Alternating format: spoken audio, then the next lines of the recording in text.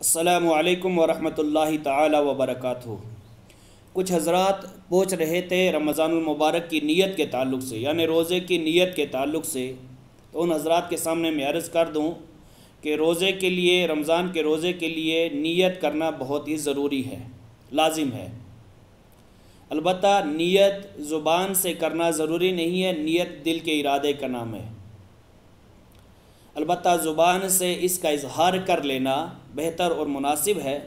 ان الفاظ کے ذریعے سے بھی کر سکتا ہے، بِصَوْمِ غَدٍ نَوَيْتُ مِنْ شَهْرِ رمضان، یا اپنی زبان میں سے بھی نیت کر سکتا ہے کہ اللہ کل میرا روزہ ہے، اللہ کل میں روزہ رکھوں گا،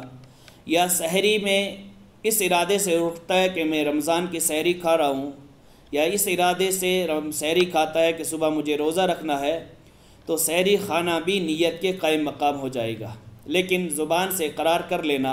یا زبان سے ان الفاظ کا ادا کر لینا بہتر اور مناسب ہے۔ اسی طرح اگر کوئی آدمی سحری نہیں کھاتا یا سحری کے وقت نہیں جاگ پاتا، وہ صبح کے ٹائم جاگتا ہے 8 بجے، 7 بجے، 9 بجے،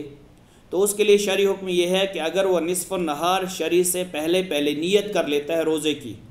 یعنی جاگنے کے بعد اس نے ابھی کچھ نہیں کھایا اور نصف النہار شرعی سے پہلے وہ روزے کی نیت کر لیتا ہے کہ نہیں میں روزہ رکھوں گا، تو اس کے لیے اجازت ہے کہ وہ شام تک روزہ رکھے، اس کا روزہ مانا جائے گا۔ البتہ اگر وہ نصف النہار شرعی کے بعد نیت کرتا ہے روزے کی،